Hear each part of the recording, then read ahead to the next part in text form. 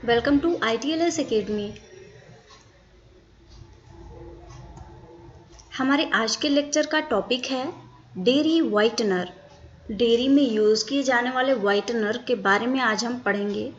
Dairy whitener वो चीज़ें होती हैं जो कि डेयरी इंडस्ट्रीज़ में यूज़ की जाती हैं।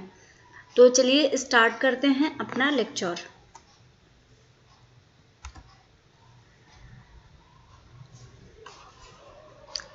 Dairy whitener.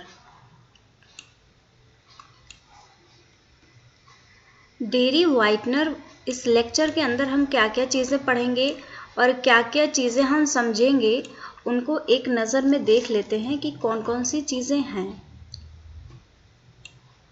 After reading this chapter, you will be able to understand what is whitener and what is its use.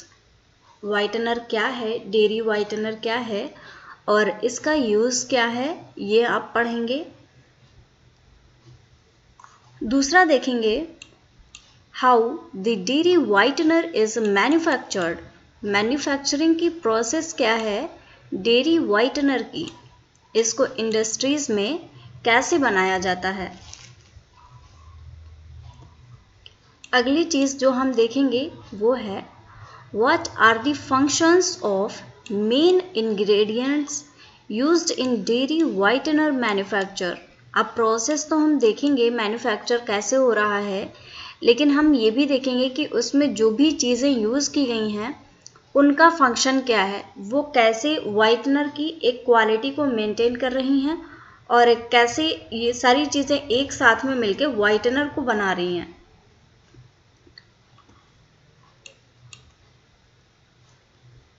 What are the legal standards for dairy whitener? Dairy whitener के लिए legal standards क्या हैं हम ये भी जानेंगे और इसके साथ ही जानेंगे what are the packaging requirements of a dairy whitener. Dairy whitener की पैकेजिंग के लिए कौन कौन सी रिक्वायरमेंट हैं, जैसा कि हम जानते हैं अपने प्रीवियस लेक्चर्स में भी हम लोग पढ़ चुके हैं कि क्या मतलब होता है पैकेजिंग का और किस तरीके से हमें पैकेजिंग करनी पड़ती है ताकि जो प्रोडक्ट है उसकी सेल्फ लाइफ जो है वो कम ना हो, वो काफ़ी समय तक जैसा है वैसा ही क्वालिटी मेंटेन करके रहे। तो चलिए इन सारी चीज़ों पे अब डिटेल में देखते हैं। सबसे पहले हम देखेंगे introduction of the dairy whitener. Tea and coffee are the most popular beverages all over the world. सभी लोग फैमिलियर होंगे टी और कॉफ़ी से, क्योंकि हमारे इंडिया में तो सबसे ज़्यादा यूज़ किया जाने वाला टी और कॉफ़ी है, लोग एडिक्टेड होते हैं। तो ये बहुत पॉपुलर बिवरेजेस हैं। In India people prefer to drink tea made with the addition of milk and spices known as चाय। हमारे इंडिया में जो चाय पी जाती है, जो टी पी जाती है, उसका मेन फीचर होता है कि हम लोग मिल्क का एडिशन करके ही उसको पीते हैं। बाकी आप इसके अलावा देख सकते हैं जैसे ग्रीन टी है और ब्लैक टी है, लोग इसको प्रेफर करते हैं, खासकर अगर फॉरेन कंट्रीज़ में आप देखें। लेकिन इंडिया में चाय का मतलब ही होता है कि जब तक उसमें मिल्क ना हो उसको चाय नहीं मानते। तो without the aid of refrigeration facility, it is difficult to get the milk all the times for the purpose of chai or coffee making. अब ऐसा तो है नहीं कि किसी भी टाइम पे मिल्क अवेलेबल हो जाता है। अगर रेफ्रिजरेशन की फैसिलिटी ना हो, आप मिल्क को स्टोर करके रखते हैं, कैसे करते हैं? ऑब्वियस सी बात है, रेफ्रिजरेटर में रखते हैं ताकि वो एक प्रॉपर टेम्परेचर पे मेंटेन रहे और उसमें कोई भी प्रॉब्लम ना आए, मिल्क डिस्ट्रॉय ना हो। तो चलिए आगे देखते हैं। जो मिल्क है इसको रेफ्रिजरेशन के बिना स्टोर करना बहुत डिफ़िकल्ट होगा। So next point is dairy whitener is widely used as a substitute for fresh milk. अब ये जो मिल्क है इसको रेफ्रिजरेट करने के लिए आपके पास इक्विपमेंट होने चाहिए और इसका स्टोरेज थोड़ा जिसके पास में नहीं है उनके लिए टफ भी होता है। तो ये जो डेयरी वाइटनर होता है ये एक सब्स्टिट्यूट होता है फ्रेश मिल्क का। हर टाइम पे आपको फ्रेश मिल्क तो मिल नहीं सकता, तो उसकी जगह पे कोई ऐसी चीज़ आप यूज़ कर लें जो कि बिल्कुल टेस्ट भी वैसा ही दे और कलर भी वैसा ही दे, आपको कोई भी डिफरेंस ना पता चले। तो वही होता है डेयरी वाइटनर, जिसको कि हम यूज़ करते हैं फ्रेश मिल्क की जगह पे। और इसके अलावा ये सब्स्टिट्यूट है क्रीम और evaporated milk in T and coffee. ये क्रीम और इवेपोरेटेड मिल्क का भी सब्स्टिट्यूट हो जाता है। Dairy whitener is produced in fluid, condensed and dried form. जो वाइटनर होता है, जो डेयरी का वाइटनर होता है, ये फ्लूइड फॉर्म में भी होता है, कंडेंस्ड फॉर्म में भी होता है और इसके अलावा ड्राइड फॉर्म में भी, ये ड्राई पाउडर के फॉर्म में भी मिलता है। And differs widely in their formulation. जैसे कि इनके नाम ही अलग अलग हैं, कोई फ्लूइड फॉर्म में होगा, कोई बहुत कंडेंस्ड फॉर्म में होगा, कोई ड्राइड फॉर्म में होगा। तो ऑब्वियस सी बात है कि चीज़ें अगर अलग अलग हैं तो उनका फॉर्मुलेशन भी अलग अलग ही होगा।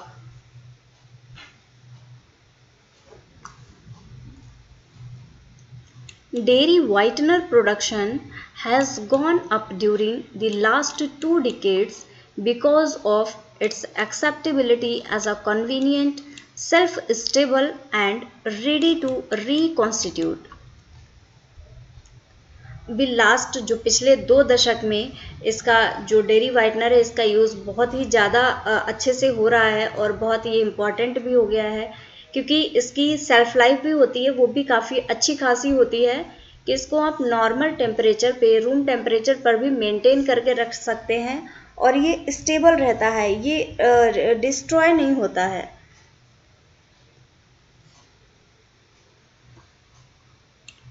In India, dairy plants having condensing and drying units are mostly diversifying to the production of dairy whitener with normal, medium and low fat content.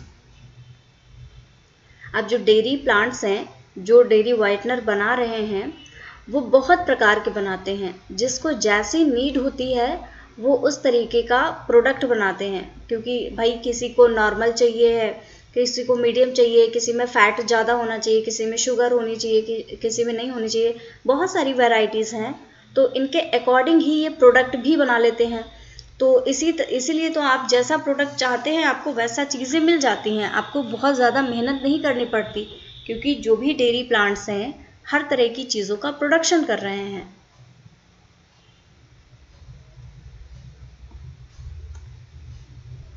तो चलिए अब देखने वाले हैं हम मैन्युफैक्चर कैसे होता है। ये जो डेयरी वाइटनर है ये बनता कैसे है, इंडस्ट्रीज़ में, डेयरी प्लांट्स में इसको बनाया कैसे जाता है। So now we are starting with manufacture of dairy whitener.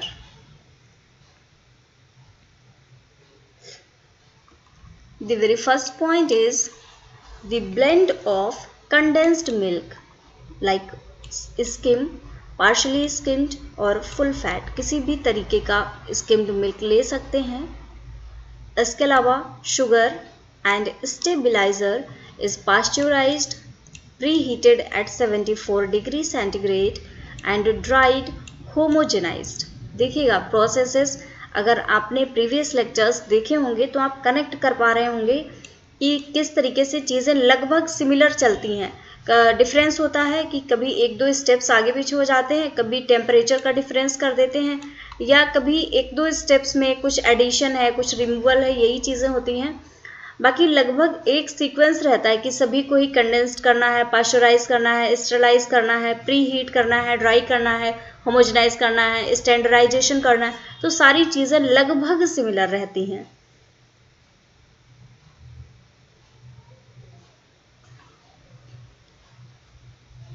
If there is fat in the blend must be added with emulsifier to avoid the fat separation during processing. अब एक ये important point आया है dairy whitener के case में, जो कि आपने पहले नहीं पढ़ा पहले किसी स्टेप में, वो है कि जो ब्लेंड है, अगर फैट वाला मिल्क आप यूज़ कर रहे हैं तो उसमें आपको इमल्सिफायर को ऐड करना पड़ता है। क्या होता है ये इमल्सिफायर? इमल्सिफायर एक ऐसा प्रोडक्ट होता है जो कि फैट के सेपरेशन को रोकता है। कोई आप प्रोसेस कर रहे हैं, उसमें हीट बहुत ज़्यादा है, तो ऑब्वियस सी बात है जब टेम्परेचर ज़्यादा होता है तो प्रोडक्ट के मॉलिक्यूल्स इधर से उधर होने लगते हैं, डिग्रेड होने लगते हैं, सेपरेट होने लगते हैं। तो इस प्रोसेस को रोकने के लिए जो प्रोसेसिंग हो रही है उसमें फैट, जो आपने फैट वाला मिल्क लिया है उस मिल्क से फैट अलग ना हो जाए, इस चीज़ को रोकने के लिए इमल्सिफायर को ऐड किया जाता है। इमल्सिफायर की क्वालिटी ही होती है कि वो फैट का जो कंटेंट है उसको मेंटेन रखता है।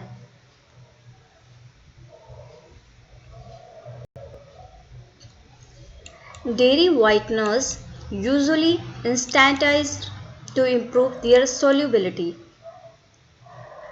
अब ये क्या करते हैं, ये solubility को भी improve करते हैं। और डेयरी वाइटनर्स का ज़्यादातर यूज़ ही इसलिए किया जाता है, अगर वो सॉल्युबल नहीं होंगे, मान लिया आप चाय बना रहे हैं और आपने उसमें डेयरी वाइटनर मिलाया, लेकिन अगर वो सॉल्युबलाइज ही नहीं होगा, अगर वो इसमें घुलेगा नहीं, तो क्या आप चाय पी पाएंगे? बिल्कुल भी नहीं। तो इसीलिए यहाँ पे ये इस सॉल्युबिलिटी को भी इम्प्रूव करते हैं। और इस सॉल्युबिलिटी को इम्प्रूव करने के लिए एक प्रोसेस की जाती है जिसको बोला जाता है इंस्टेंटाइजेशन। Lately, ultra filtered milk rentless have been investigated as a base for the formulation of dairy whiteners. अब जो अल्ट्रा फिल्टर्ड मिल्क है, इसको बाद में पहले तो नॉर्मली मिल्क लिया जाता था, लेकिन बाद में अल्ट्रा फिल्टर्ड मिल्क का यूज़ किया जाने लगा एज अ बेस डेयरी वाइटनर्स को बनाने के लिए।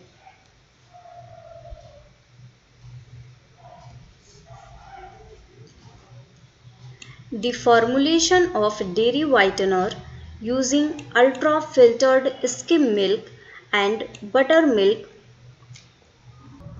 retentates as a base has many advantages like a reduction in product cost, enhanced nutritional properties due to increased concentration of proteins during ultrafiltration process. अब ये जो ultra filtered skimmed milk use किया जा रहा है, इसके बहुत सारे फ़ायदे भी हैं, जैसे कि इसका पहली बात तो कॉस्ट ही बहुत कम होता है और इसमें न्यूट्रिशनल प्रॉपर्टीज़ बहुत ज़्यादा होती हैं, एज वेल एज इनका कंसंट्रेशन जो होता है प्रोटीन का वो भी बढ़ जाता है और वो बढ़ा दिया जाता है ड्यूरिंग अल्ट्रा फिल्ट्रेशन प्रोसेस।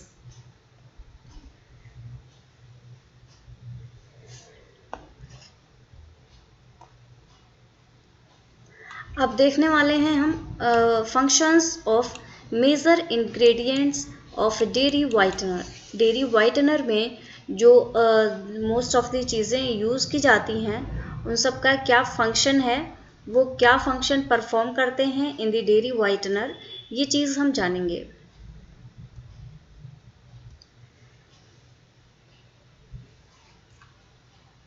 सबसे पहला पॉइंट है प्रोटीन प्रोवाइड्स वाइटनिंग पावर। जो प्रोटीन होता है, ये वाइटनर की जो वाइटनिंग की पावर होती है, वाइटनिंग की जो कैपेसिटी होती है, ये प्रोटीन की वजह से ही होती है। इसके अलावा it imparts body has a feathering resistance and improves flavour. ये जो वाइटनिंग पावर को इंक्रीज करता है, इसके साथ साथ में ही ये और भी बहुत से फंक्शंस करता है, जैसे कि फ्लेवर को मेंटेन करके रखता है, या हम कह सकते हैं इम्प्रूव करता है। अब फ्लेवर क्या होता है? एक पर्टिकुलर टेस्ट होता है जिसको कि अगर मेंटेन करके ना रखा जाए तो उस टेस्ट में कोई भी गड़बड़ी हो सकती है, तो उस चीज़ को भी मेंटेन करने में प्रोटीन का यूज़ होता है।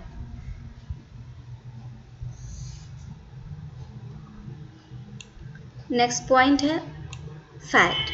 Fat imparts whitening power. Fat का भी कुछ हद तक रोल होता है वाइटनिंग पावर में, बॉडी में। And viscosity of the product. Product की विस्कोसिटी कितनी है, प्रोडक्ट गाढ़ा है या गाढ़ा नहीं है, तो इस चीज़ में भी फैट का रोल होता है। मेनली विस्कोसिटी को मेंटेन करने में फैट का रोल देखा जाता है। The whitening effect produced in coffee primarily as a result of light reflected from the surface of fat globules. अगर कॉफ़ी की बात करें तो उसमें आपने देखा होगा, जब आप घर पे नॉर्मली मिल्क में कॉफ़ी बनाते हैं और आप जब बाहर पीने जाते हैं तो काफ़ी डिफरेंस होता है। जो बाहर आप कॉफ़ी पीते हैं एक अलग ही वाइट उसमें आता रहता है, वाइटनिंग अलग ही दिखती है उसकी।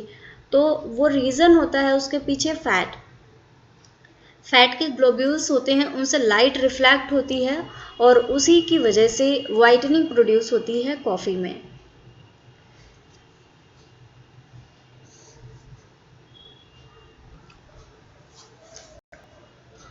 अगला है शुगर का रोल। शुगर इम्पार्ट्स स्वीट टेस्ट के लिए शुगर का यूज़ होता है ऑब्वियसली, एंड इम्प्रूव्स बॉडी। जो बॉडी है, जो वाइटनिंग जो क्रीम आप यूज़ कर रहे हैं या जो वाइटनिंग पाउडर यूज़ कर रहे हैं उसकी बॉडी को भी मेंटेन करता है। It also reduces freezing point of the emulsion and contribute to the caloric value. जो इमल्सन की वैल्यू होती है, जो फ्रीजिंग पॉइंट होता है, शुगर उसको कम करने में भी एक इम्पॉर्टेंट रोल प्ले करता है। इसके अलावा कैलोरीज को बढ़ाने में भी शुगर का मेन रोल होता है। आप देखते हैं जो चीज़ें विदाउट शुगर होती हैं उनकी कैलोरी की वैल्यू कम होती है, उनमें एनर्जी की वैल्यू कम होती है, जबकि जो कैलोरिक वैल्यू शुगर, जिन प्रोडक्ट्स में शुगर मौजूद होता है उनकी ज़्यादा देखी जाती है।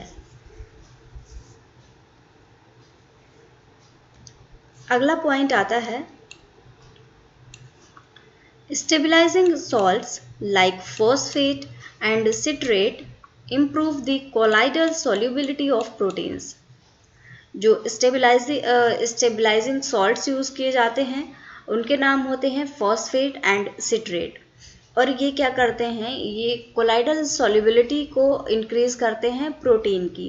कोलाइडल सॉल्युबिलिटी का मतलब होता है कि जैसे कभी लिक्विड को गैस में मिलाना, लिक्विड को सॉलिड में मिलाना, सॉलिड को लिक्विड में मिलाना, ये सारी चीज़ें कोलाइडल सॉल्यूशन का पार्ट होती हैं, और इसी कोलाइडल सॉल्युबिलिटी को मेंटेन करने में स्टेबलाइजिंग साल्ट्स का बहुत रोल होता है।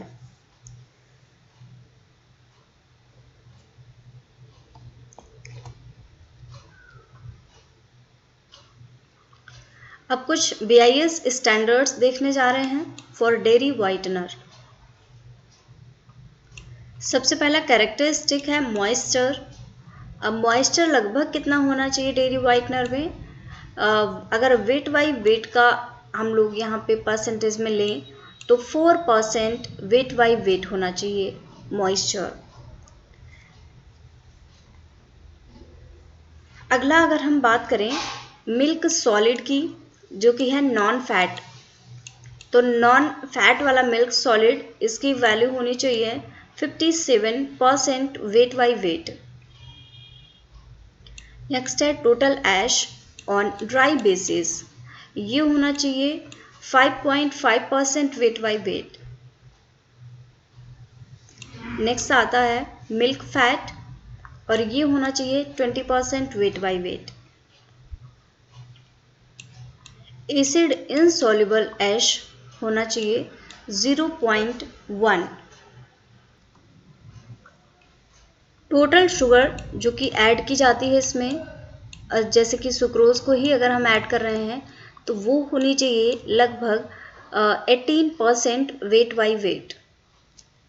नेक्स्ट बात करते हैं इन सोल्युबिलिटी इंडेक्स की, और इसकी वैल्यू होती है 1.5 ml।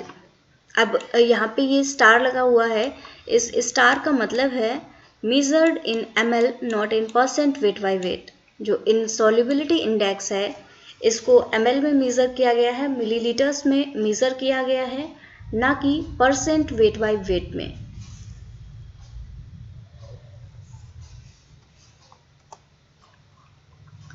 नेक्स्ट है पैकेजिंग ऑफ डेयरी वाइटनर। अब इसकी पैकेजिंग कैसे करते हैं?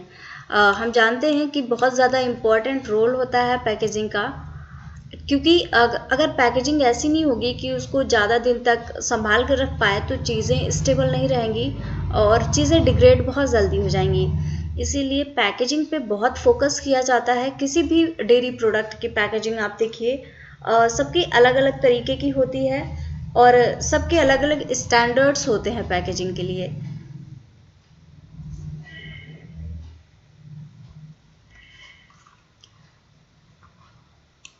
As per BIS standards, that is IS 12299 in 1998, for bulk packaging, बहुत ज़्यादा पैकेजिंग के लिए, बल्क क्या होता है? बल्क का मतलब होता है कि बहुत ज़्यादा मास एक साथ में पैक किया जा रहा है। So for the bulk packaging, the product may be packed in quantities of 25 kilograms in bags of food grade polyethylene of minimum thickness 0.05 millimeter. बहुत ज़्यादा पैकेजिंग के लिए जो बल्क में पैकेजिंग होती है, उसके लिए जो प्रोडक्ट होता है उसको 25 केजी के बैग में पैक कर सकते हैं, जो कि ऐसा ही बैग नहीं होता नॉर्मली, उस बैग में पॉलीथीन भी होनी चाहिए। अंदर के साइड में आप देखते हैं, जब डेयरी प्रोडक्ट की पैकेजिंग देखते हैं तो उसमें भले ही ऊपर से पेपर की पैकेजिंग हो, लेकिन उसके अंदर पॉलीथीन की पैकेजिंग जरूर होती है, क्योंकि इनको लीकेज से भी बचाना रहता है चीज़ों को, और इसके साथ ही मॉइस्चर से भी बचा के इनको रखना होता है। इसीलिए इसमें पॉलीथीन का भी यूज़ किया जाता है। और इसके लिए मिनिमम थिकनेस यहाँ पे दी गई है। जो मिनिमम थिकनेस होनी चाहिए वो होनी चाहिए 0.05 मिलीमीटर।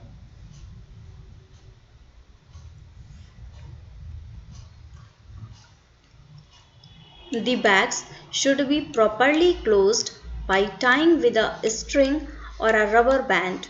जो बैग्स होते हैं उनको प्रॉपरली क्लोज करना चाहिए, टाई करके उनको या रबर बैंड के द्वारा उनको क्लोज किया जा सकता है।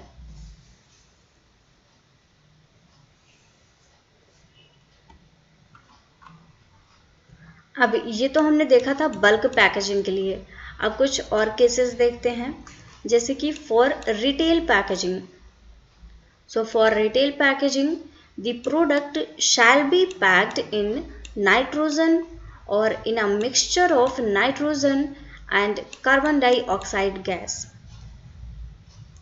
ये आपके लिए याद करने वाला पॉइंट है कि रिटेल पैकेजिंग में क्या चीज़ का यूज़ करते हैं, ये डायरेक्टली पूछा जा सकता है एग्जाम्स में।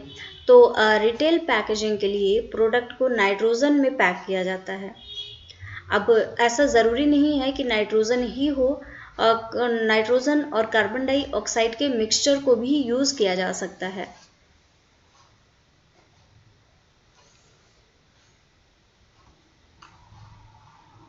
The product shall be packed in clean and sound metal containers or in a food grade flexible pack made from a film or a combination of any of the substrate made of board, paper, polythene, polyester, metallized film or aluminum foil in such a way so as to protect it from deterioration. अब जो product है उसकी packaging के लिए उसको clean and sound metal के container में, ज़्यादातर पैकेजिंग ड्राई वाइटनर जो होता है उसकी मेटल के ही कंटेनर में की जाती है, लेकिन इसके अलावा आप जो पैकेजिंग है डेयरी में वो की जा सकती है। जैसे कि कोई बोर्ड होता है, बोर्ड भी काफ़ी मोटा, काफ़ी थिकनेस इसकी अच्छी होती है। इसके अलावा अच्छी क्वालिटी का पेपर है, पॉलीथीन है, पॉलिस्टर फिल्म है, या एल्यूमिनियम फॉयल भी एक अच्छा ऑप्शन होता है। और इस तरीके से पैकिंग की जाती है कि कोई भी डिटेरियोरेशन ना हो पाए, उसमें कोई भी डिग्रेडेशन ना हो, कोई माइक्रोब ना इंटर कर पाए, ताकि कोई बैक्टीरियल या वायरल ग्रोथ हो जाए या कोई ऐसी चीज़ हो, तो इन सब से प्रोटेक्ट करते हुए पैकिंग की जाती है।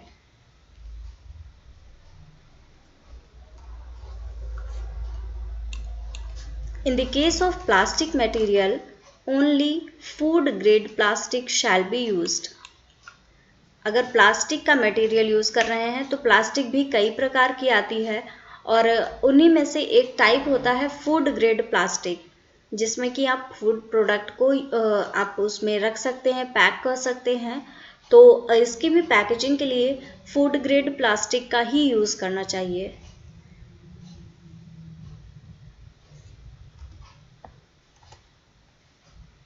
So thank you very much guys. ये डेयरी वाइटनर का यहीं पे चैप्टर ख़त्म होता है। इसमें ज़्यादातर चीज़ें हमने, ज़्यादातर क्या, लगभग डेयरी वाइटनर से जुड़ी हुई सारी ही चीज़ें हमने पढ़ ली हैं। अगर आप लोग किसी कोर्स को ज्वाइन करना चाहते हैं, जैसे कि online certificate courses, online training programmes, या किसी कॉम्पिटिटिव एग्ज़ाम की प्रिपरेशन करना चाहते हैं, किसी टेस्ट सीरीज़ को ज्वाइन करना चाहते हैं, इसके अलावा professional courses like BA, BCom, MBA, BSc, इन सब कोर्सेज को भी अगर आप ज्वाइन करना चाहते हैं तो आप विज़िट कर सकते हैं हमारी वेबसाइट ITLS अकेडमी को।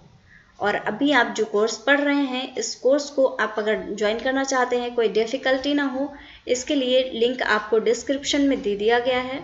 आप डायरेक्टली लिंक पे क्लिक करके अकेडमी की वेबसाइट पे पहुंच जाएंगे, वहां से आप कोर्स को ज्वाइन कर सकते हैं।